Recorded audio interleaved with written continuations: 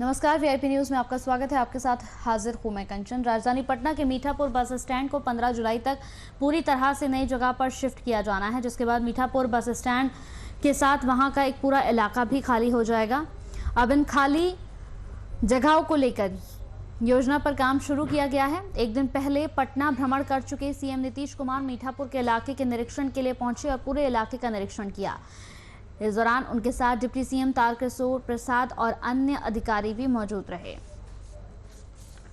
में आप देखे होंगे कि इस एरिया में कैसे जो भीड़ भाड़ रहता है और रेलवे स्टेशन, तो इसके लिए लोग आते जाते हैं, तो उनके वाहनों के लिए और कई प्रकार की समस्याएं होती हैं। और ये पूरा का पूरा इलाका खाली था। यहाँ पर अच्छा बिल्डिंग बनाना है और ठीक ढंग से, ताकि लोग आने जाने वाले उनको भी सुविधा हो, उनके गाड़ी की पार्किंग की भी व्यवस्था हो जाए। और आप सामने देख रहे हैं कि हम लोगों ने जब से किया ही जब साथ से तभी से बनवाया, लेकिन कोई पार्किंग का इस्तेमाल ही नहीं कर रहा है। तो उसके ऊपर भी हम लोगों ने कहा है कि अगर आप अच्छे ढंग से करिएगा, भोजन आदि का भी प्रबंध ऊपर कर दीजिए।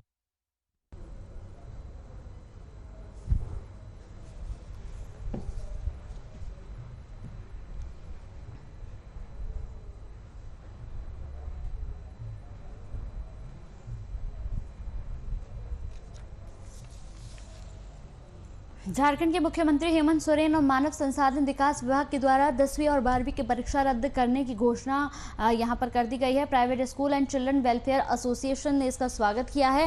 Private school and children welfare association के प्रदेश अध्यक्ष हैं आलोक कुमार दुबे, जिन्होंने इस पूरे फैसले को बच्चों के हितों में लिया गया फैसला करार दिया।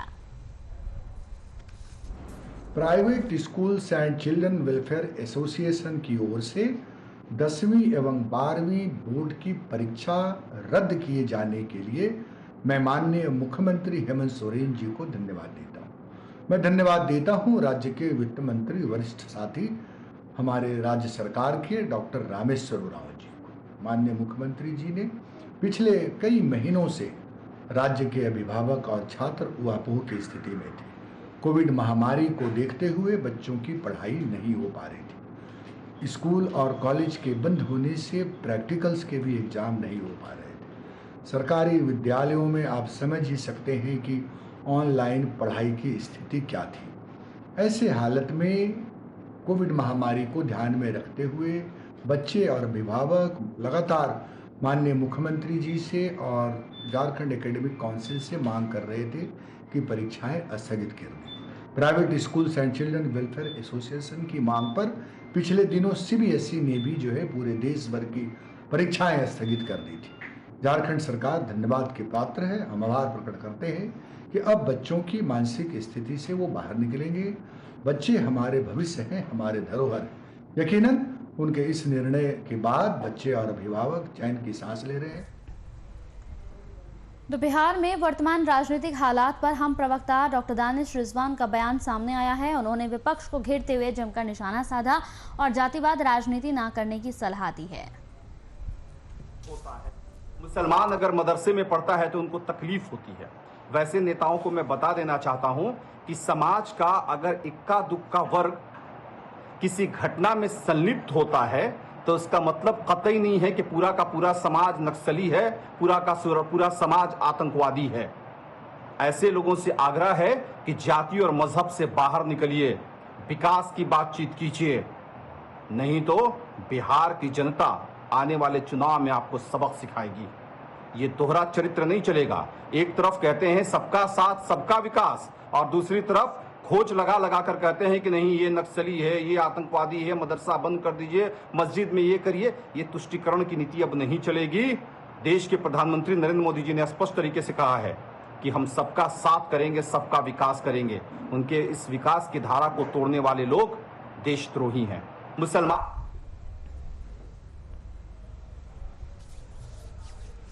तो गरीबों के मसीहा माने जाने वाले लालू प्रसाद यादव का आज जन्मदिन और इस मौके पर तमाम लोगों को यहां पर जन्मदिन के मौके पर किट वितरित की गई है। गरीबों के मसीहा रहनुमाई करने वाले लाखों दिलों की धड़कन राजद सुप्रीमो लालू प्रसाद यादव का 74वां जन्मदिन। इस शुभ अवसर पर राजद के पूर्व श्रम मंत्री विजय प्रकाश अपने शेखपुरा आवास के यहां पर तमाम जगहों पर पहुंचे, लोगों के बीच पहुंचे, मास्क, सैनिटाइजर और खाना बांटने का काम यहां पर किया। साथ ही आपको बता दें कि उन्होंने लालू प्रसाद यादव की दीर्घायु के लिए कामना भी की। लालू यादव जी जो गरीबों के मसीहा और रहनुमाई करने वाले हैं, लाखों दिलों के धड़कन, आज उनका 74वां जन्मदिन है। उस शुभ अवसर पर आज हम अपने मोहल्ले में सभी जात धर्मों के बीच में आज जो है उनके नाम पर जो है आज भोजन सबों के लिए बांटने का काम कर रहे हैं और उनके लंबी दीर्घायु और उम्र के लिए हम लोग जो है कामना करते हैं कि स्वस्थ और जो है सुरक्षित रहें और हम लोगों के बीच आकर फिर से गरीबों के आवाज को बुलंद करने का काम करें, यही हम भगवान से विनती करते हैं। लालू जी के जन्मदिन पे हम उनसे यही भगवान से प्रार्थना करते हैं कि उनका दीर्घायु हो और उनकी बहुत लंबी आयु हो और अच्छी स्वास्थ्य की कामना करते हैं। वो गरीबों को आवाज देने वाले वो मसीहा हैं जो पिछले जाति को, जो गरीब को, शोषित, लाचार, वंचित को उन्होंने आवाज दिया है। ऐसे महान व्यक्ति को हम कोटि कोटि नमन और प्रणाम करते हैं। बिहार सरकार उद्योग मंत्री शाहनवाज हुसैन एक निजी कार्यक्रम में शरीक होने के लिए समस्तीपुर पहुंचे। इस दौरान उन्होंने पत्रकारों से बातचीत भी की, जहां उन्होंने कोरोना संक्रमण काल में सीएम नीतीश कुमार के नेतृत्व में उद्योग विभाग द्वारा किए गए कामों की सराहना की। इसके साथ ही उन्होंने समस्तीपुर में उद्योग विकास के लिए सरकार के प्रयासों की जानकारी साझा की।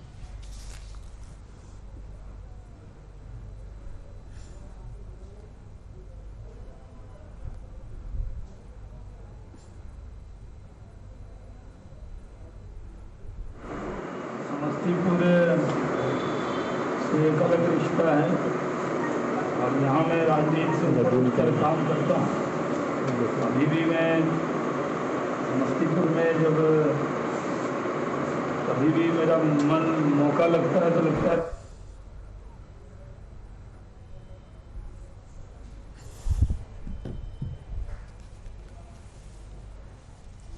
पेट्रोल डीजल के बढ़ते दामों को लेकर कांग्रेसियों ने केंद्र सरकार के खिलाफ सांकेतिक विरोध किया। झारखंड समेत अन्य राज्यों में भी विरोध देखने को मिल रहा है।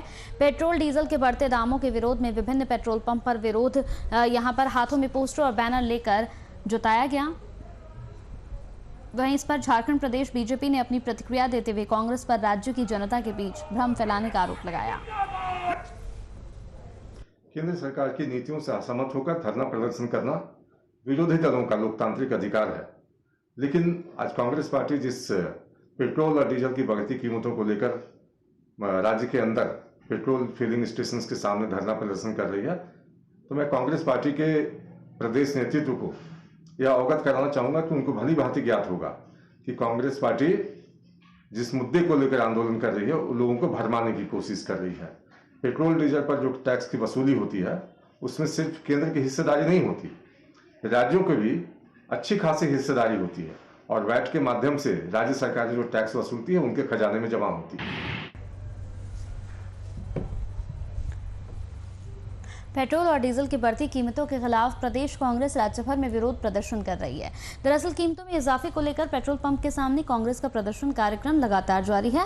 इसी क्रम में राजधानी रांची बरियातू रोड स्थित पेट्रोल पंप पर बढ़ती महंगाई के खिलाफ विरोध करने के लिए कांग्रेस प्रदेश अध्यक्ष और झारखंड के वित्त मंत्री पहुंचे और विरोध जताया। इस दौरान हाथों में तख्ती लेकर केंद्र सरकार के खिलाफ जमकर नारेबाजी भी की गई। या तो भोग रहे हैं, सफर कर रहे हैं लोग, गरीब लोग। अमीर का क्या हो रहा है, अमीर भी सफर कर रहे हैं, वो भी कहते हैं कि ऐसा तो कभी देखा नहीं था इस तरह का। जब प्रति बैरल 140 से 45 डॉलर रुपये प्रति बैरल इंटरनेशनल मार्केट था पेट्रोल डीजल का खासकर डीजल का उससे कम था, तो कांग्रेस सरकार 2014 तक पेट्रोल 60 रुपये, डीजल 58 रुपये बेची, उस समय बिकता था। और आज 7 साल में उपलब्धि है परम आदरणीय मोदी जी का कि उनकी सरकार में जब पेट्रोल डीजल $72 प्रति बैरल बिक रही है इंटरनेशनल मार्केट में, तो 100 से पार करा दिए पेट्रोल डीजल का दाम, दोनों बराबर हो गया। पहले हम लोग प्रेफर करते थे डीजल गाड़ी खरीदने में, क्योंकि डीजल का दाम कम होता था, पेट्रोल का ज़्यादा होता था। अब तो कन्फ्यूज हो गया लोग कि क्या खरीदें, पेट्रोल का खरीदें, डीजल का खरीदें।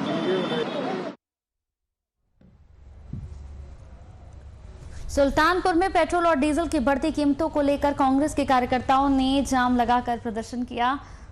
इस दौरान कांग्रेसियों ने पीएम और राज्य के सीएम के खिलाफ जमकर नारेबाजी भी की। वहीं आपको बताते चले कि कांग्रेसियों ने साफ कहा है कि पिछले कुछ महीनों में डीजल पेट्रोल की कीमतों में लगातार वृद्धि की जा रही है, जिससे आम जन परेशान है।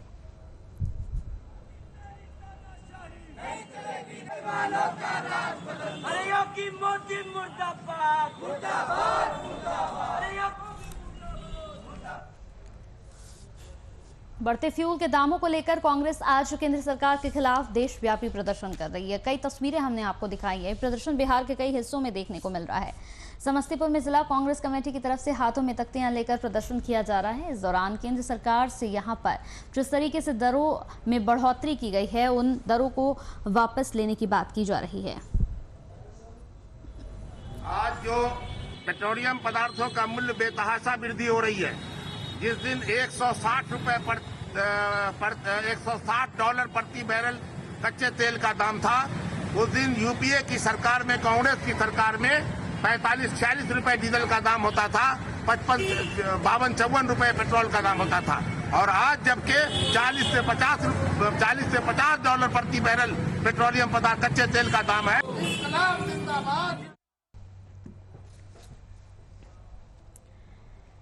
पेट्रोल और डीजल के दामों में लगातार बढ़ोतरी हो रही है। उधर पेट्रोलियम पदार्थ की कीमतों में हुई वृद्धि के खिलाफ कांग्रेस पार्टी के कार्यकर्ताओं ने यहां पर करंडी पेट्रोल पंप के पास जोरदार प्रदर्शन किया और केंद्र सरकार के खिलाफ जमकर हंगामा किया। आज हम सभी कांग्रेस जन मिलकर आज करंडी पेट्रोल पंप के बाहर में पेट्रोल और डीजल की महंगी कीमतों का विरोध कर रहे हैं। जैसे आप सभी को पता ही होगा, पिछले एक साल में पेट्रोल की कीमत 25 रुपये 63 पैसे तथा डीजल की कीमत 23 रुपये 96 पैसे तक बढ़ चुका है। इससे आप अंदाज़ा लगा सकते हैं कि हर चीज़ों की, सिर्फ तेल के साथ साथ सिर्फ तेल की कीमत नहीं बढ़ती है, इसके साथ साथ सभी चीज़ों का लिंक है। हर चीज़ों का दाम जो आसमान छू रहा है, हर चीज़ों का कीमत 36% तक में, आंकड़ा जो है 36% तक में वृद्धि हो चुकी है। इसी के विरोध में आज जो है हम लोग सारे कांग्रेस जन मिलकर आज विरोध प्रदर्शन कर रहे हैं। देश भर में बढ़ती महंगाई को लेकर धरना प्रदर्शन का दौर जारी है। आपको बता दें कि बढ़ती महंगाई को लेकर धरना प्रदर्शन किया जा रहा है। इस दौरान प्रदर्शनकारियों ने सरकार से मांग की है पेट्रोल के रेट कम किए जाए। वहीं शहर के युवा कांग्रेसी कार्यकर्ताओं ने हाथों में तख्ती लेकर सरकार के खिलाफ जमकर नारेबाजी की। आज हमारे उत्तर प्रदेश कांग्रेस कमेटी राष्ट्रीय महासचिव प्रियंका गांधी जी के आह्वान पर, उत्तर प्रदेश प्रदेश अध्यक्ष लल्लू जी के आह्वान पर आज हम लोग डीजल पेट्रोल के दाम की बढ़ोतरी को लेकर हम लोग धरने पर बैठे हैं। पेट्रोल पंप का घेराव किया है और करेंगे। भारतीय जनता पार्टी है, चोर पार्टी है, लुटेरी पार्टी है। जब तक हम उसको उखाड़ नहीं फेंक देंगे, जब तक हम शांति नहीं बैठेंगे।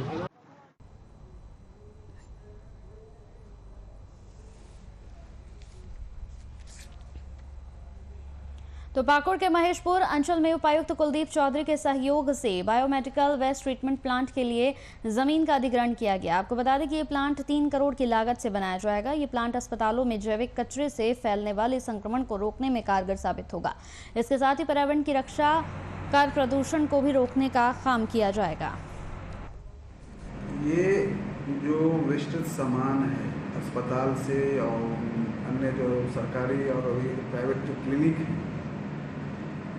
जितने भी कचरा है वो संक्रमण के रूप में है, संक्रमित है, साथ साथ जो पर्यावरण के लिए भी दिक्कत है। तो इसी को ध्यान में रखते हुए सरकार के द्वारा ये कंपनी है ग्रीनलैंड, उनको महेशपुर में बलिया डगाल जगह पर जमीन उपलब्ध कराई गई है और वो कंपनी अभी कार्यरत है। अस्पताल से पर डे उनकी गाड़ी आती है, कचरा उठाती है, अन्य भी क्लिनिक से भी कचरा उठा के ले जाती है और जो आज के आधुनिक तरीके से उसको चलाती है या उसको? सर, ये हमारी जो कंपनी है green light waste management enterprises, ये कोलकाता की कंपनी है और यहाँ पे हमारा जो है बायोमेडिकल वेस्ट मैनेजमेंट की प्लांट लगी हुई है। यहाँ हमारा संथाल परगना डिस्ट्रिक्ट का टोटल वर्क होता है, इसमें अभी हमारा टोटल वर्क चालू नहीं है। अभी हम लोग 400 बेड पे काम कर रहे हैं। यहाँ पे जो वेस्ट हम लोग वहाँ से कलेक्ट कर लाते हैं, इसमें 4 कैटेगरी की मेनली वेस्ट आती है। इसमें येलो कैटेगरी आती है, रेड आती है, ब्लू आती है और वाइट पीपीसी कंटेनर आती है। जो येलो कैटेगरी का वेस्ट रहता है उसको हम लोग इंसिनरेट करते हैं। जो आपके पीछे ये प्राइमरी चैम्बर लगा हुआ है, प्राइमरी चैम्बर है, सेकेंडरी चैम्बर है। इसका टेम्परेचर 800 डिग्री सेल्सियस और 1050 डिग्री सेल्सियस पे इसको हम लोग जलाते हैं। सेकेंड हमारा जो है ये ऑटोक्लेविंग होता है। जो डेड पार्ट्स हैं उसका रिसाइक्लेबल मटेरियल का ऑटोक्लेव करते हैं। ऑटोक्लेव करने के बाद उसको श्रेडिंग करके और वो श्रेडिंग करने के बाद उसको डिस्पोज किया जाता है।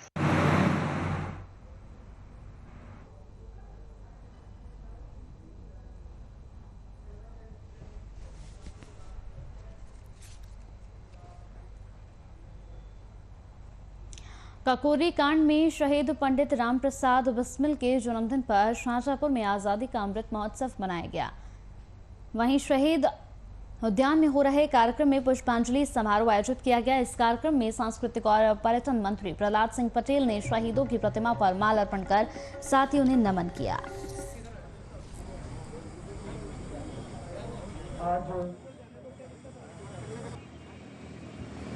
आदरणीय श्रीयुक्त प्रहलाद सिंह पटेल जी उपस्थित हुए हैं। शाहजहांपुर की इस पूर्ण धरा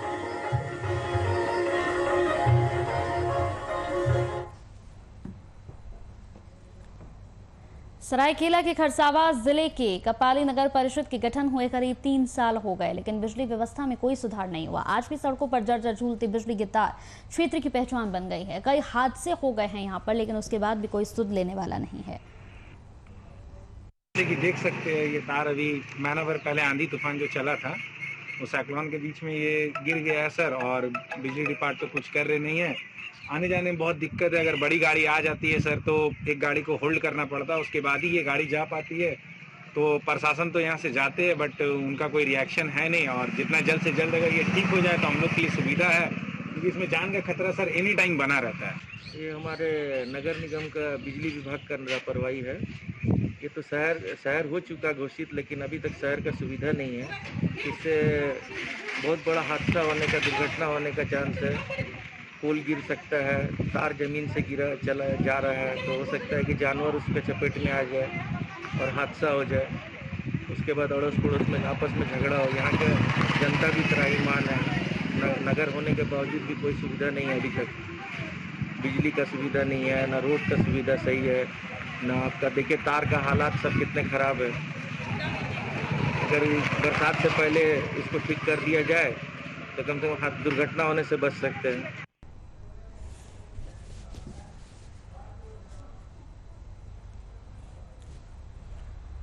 ज्योतिन प्रसाद के भाजपा में शामिल होने के बाद उत्तर प्रदेश में ब्राह्मणों को लेकर राजनीति गरमाई हुई है। जहां आम आदमी पार्टी ने कानपुर के विक्रू कांड में एनकाउंटर में मारे गए अपराधियों के घर की महिला की रिहाई को लेकर आवाज उठाई, वहीं इसे लेकर राज्यपाल को संबोधित ज्ञापन भी दिया गया। साथ ही डीएम को इसकी जल्द रिहाई की मांग की गई है। बताते चले कि विक्रू कांड में जेल में बंद सभी महिलाएं ब्राह्मण समाज से आती हैं। आज जो विक्रू कांड हुआ था विकास दुबे वाला, सारे अपराधी प्रशासन जो भी थे मारे गए, पकड़े गए। उसके बाद में भी महिलाओं को ये लोग आज 10 महीना हो गए हैं, उनके घर की महिलाओं को, खुशी दुबे वगैरह है जिसकी शादी के 3 दिन हुए थे, बंद किए हुए हैं। उसकी बार बार तबीयत ख़राब हो जाती है, छोटे छोटे बच्चे बंद हैं जेल में। जबकि कानपुर के एसपी एसएसपी जो भी ये मान चुके हैं दिनेश जी कि ये निर्दोष हैं, उनके कहने के बावजूद भी ये लोग उसको बंद किए हैं जेल में। यार उसको प्रताड़ित कर रहे हैं। शासन प्रशासन दोनों जिम्मेदार हैं इसमें। उसी के संबंध में महामहिम राज्यपाल जी को ज्ञापन भेजा है कि आप भी एक महिला होने के नाते महिलाओं के दुख दर्द को समझिए, उनकी यातना प्रताड़ना को समझिए और इस सरकार के खिलाफ कुछ करिए।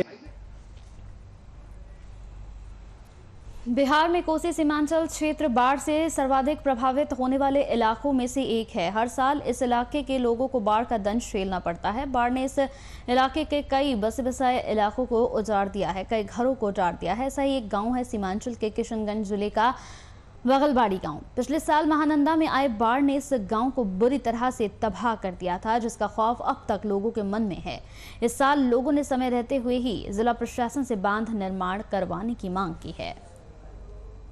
2014 से यहाँ काम हो रहा है और काम होने से पहले बम्बू पाइलिंग का काम होता है और बम्बू पाइलिंग करके जाते हैं विभाग के आदमी, स्कूटी हुआ या एसडीओ हुआ या जई हुआ, करने के बाद जो है वो लोग अपना काम करके चले जाते हैं। उसके बाद बाढ़ आने से पहले उसे ढा जाते हैं।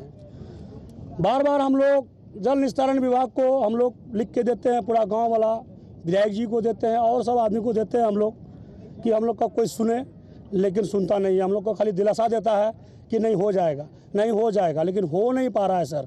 के एग्जीक्यूटिव इंजीनियर हो चाहे यहाँ के जो डीएम हैं, उनको भी बार बार लिख करके पहले भी दिया गया है कि यहाँ पर सर हम लोग गांव से जो कटाव हो रहा है, इससे हम लोग पूरा खेती तो बर्बाद हो ही गया, हम लोग का घर भी बर्बाद हो रहा है।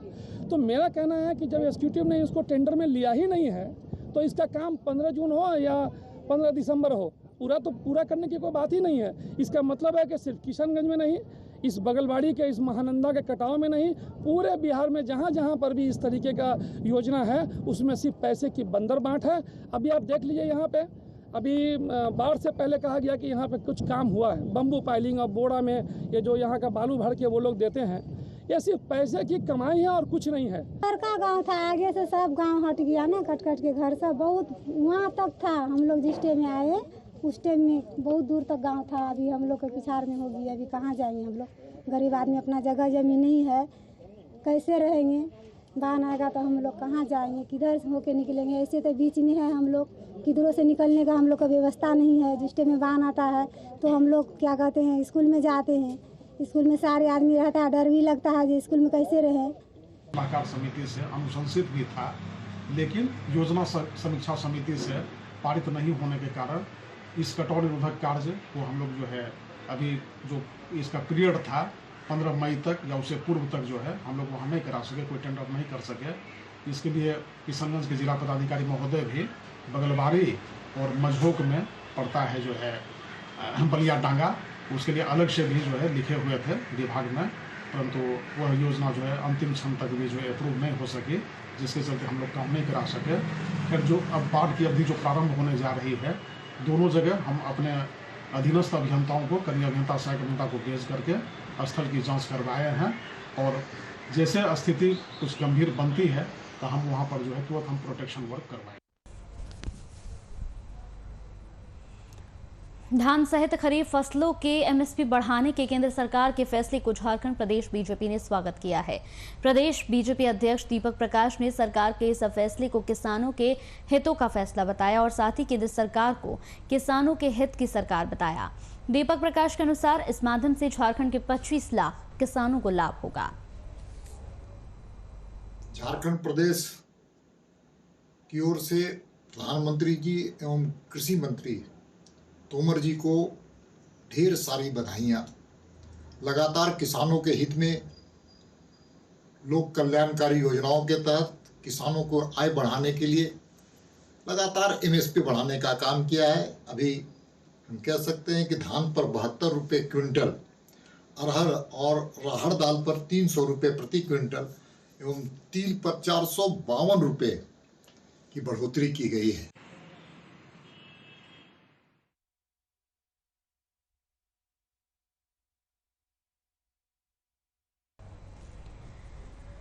पूर्व सीएम जीतन राम मांझी ने एक बार फिर से जातिगत जनगणना पर ट्वीट कर केंद्र सरकार को घेरे में लिया है। उन्होंने ट्वीट कर लिखा है कि वर्तमान स्थिति में देश की जनगणना जरूरी है, लेकिन कोरोना के कारण जनगणना काम को यहां पर रोक दिया जा रहा है।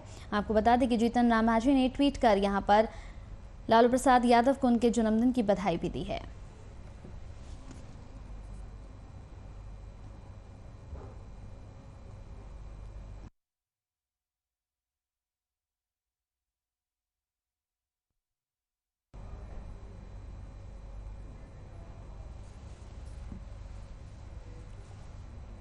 बांका के मदरसों में हुए बम विस्फोट मामले में जेडीयू नेता मुनाजिर हसन का बड़ा बयान सामने आया है। जेडीयू नेता ने घटना को सुनियोजित तरीके से बंद करवाने की साजिश करार दिया। उन्होंने विस्फोट को मदरसा को बदनाम करने की साजिश बताया। ढाका में मदरसा में ब्लास्ट की दुर्घटना दुर्भाग्यपूर्ण है और ये एक सुनियोजित साजिश का नतीजा है मदरसों को बदनाम करने का। और जो लोग ये कह रहे हैं कि मदरसा को बंद किया जाए, उनको मालूम नहीं कि मदरसे के अंदर कैसे मासूम और यतीम और गरीब बच्चे पहुँचते हैं। वो लोग अपना राजनीतिक रोटी सेकने की कोशिश कर रहे हैं, कंट्रोवर्शियल बयान दे करके, विवादित बयान दे करके।